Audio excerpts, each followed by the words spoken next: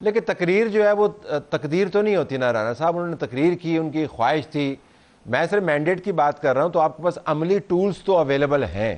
اب اگر بائیڈن یہ کہنا شروع کر دے کہ اللہ کرے ٹرمپ میرے ساتھ بیٹھ جائے اور میں پھر امریکہ کو آگے لے کے چلوں, ایسا تو کبھی نہیں ہوگا نا جی. وہ تو آپ کو عملی طور پر ٹولز کو دیکھنا ہوگا. آپ طاقت کے اندر موجود ہیں.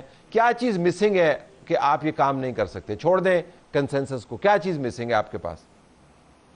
نہیں دیکھیں, سیاسی جو استحکام ہے ملک میں وہی جو ہے وہ مسنگ ہے. اور جو ایک سٹرکچر آپ سامنے موجود پا رہے ہیں اور جس کو آپ بڑا پازیٹیولی جو ہے وہ آپ اس کو یعنی نریٹ کر رہے ہیں, اپنے الفاظ میں کور کر رہے ہیں, اس صورتحال میں بھی تو بہت ساری پیچیدگیاں ہیں جن پیچیدگیوں کا حل ہونا جو ہے وہ ضروری ہے.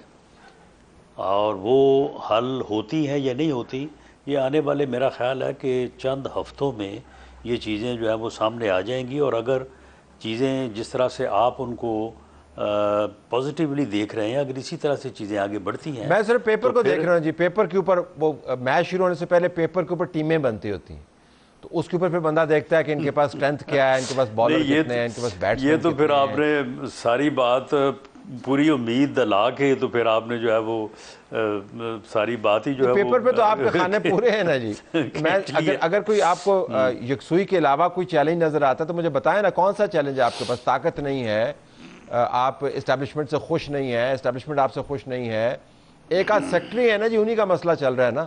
اور کیا مسئلہ ہے؟ اور تو کوئی مسئلہ نہیں. چلے اللہ کرے کہ ایسا ہی ہو, اور اگر ایسا ہوا تو پھر میں آپ کو یقین دلاتا ہوں کہ نہیں, آپ اتفاق نہیں کریں میرے سے, مجھے بتائیں کہ اس کے جو علاوہ کیا کولیشن گورنمنٹ ہے متبادل وہ منظر بتائیں انشاءاللہ نا مجھے. تعالی ملک کو اس معاشی بحران سے جو ہے وہ نکالنے میں کامیاب ہو جائے گی. نہیں, معاشی بحران سے تو آپ نے اسی مینڈیٹ کے ساتھ نکالنا ہے نا جی.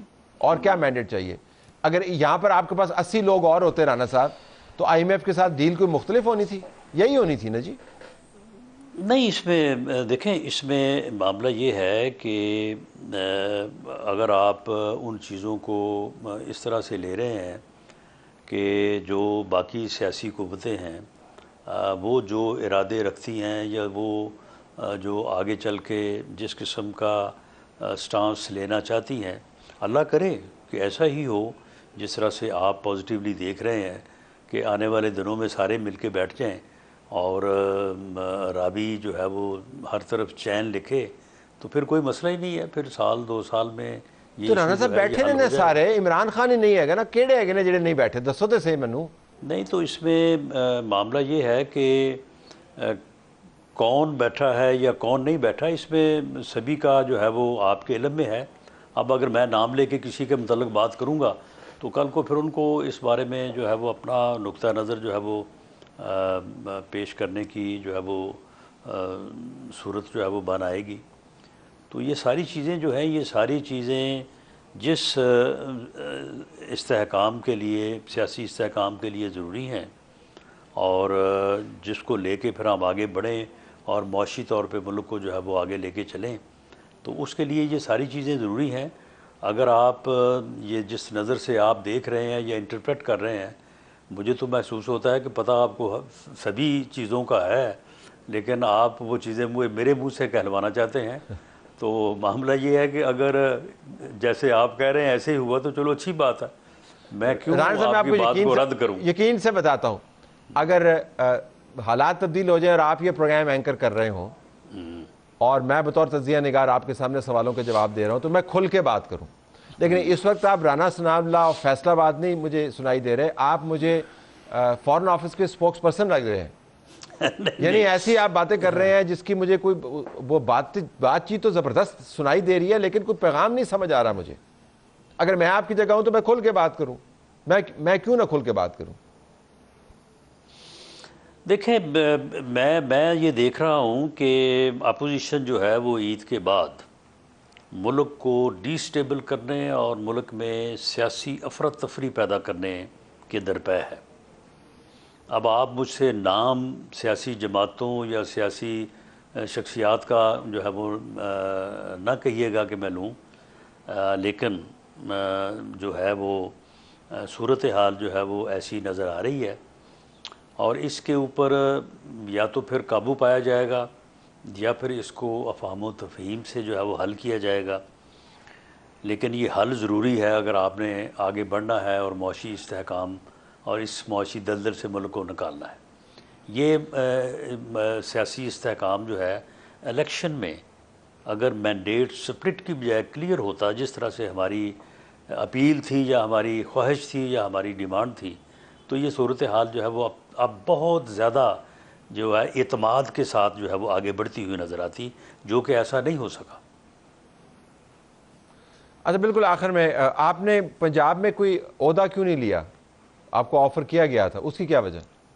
نہیں، اس میں پارٹی میں جو ہے وہ اس کے اوپر جو ہے وہ بات چیت ہوئی ہے، اور اس کے اوپر بالآخر یہی طے ہوا ہے کہ اس کے اوپر پارٹی لیڈر یا پارٹی قیادت جو فیصلہ کرے گی تو اس کے مطابق جو ہے وہ آگے چلیں گے۔ میری ایک اپنی رائے یہ ہے کہ پارلیمانی جمہوری سسٹم میں جو لوگ منتخب ہوں ان لوگوں کو یہ ذمہ داریاں جو ہے وہ نبھانی چاہیے۔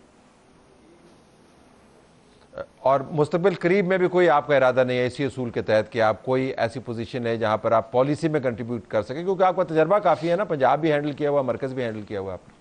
لیکن سبھی کا تجربہ جو ہے وہ تجربہ کا، اگر کسی کے ذمہ آپ کام لگائیں گے تو اسے تجربہ حاصل ہوگا نا۔ تو لیکن تھوڑا تجربہ خاص قسم کا نا رانا صاحب۔ چلو، خاص قسم کے تجربوں کے بغیر ہی اگر مسئلہ حل ہو جائے تو بہتر نہیں ہے۔ اچھا، بالکل آخر میں یہ بتائیے گا کہ آپ مطمئن ہیں اس پاور شیئرنگ ارینجمنٹ سے جو مرکز میں موجود ہے؟ شہباز شریف صاحب کے پاس جو طاقت ہے، عمران خان کا کہنا ہے کہ وہ صرف فیتے کاٹنے والے پرائم منسٹر ہیں۔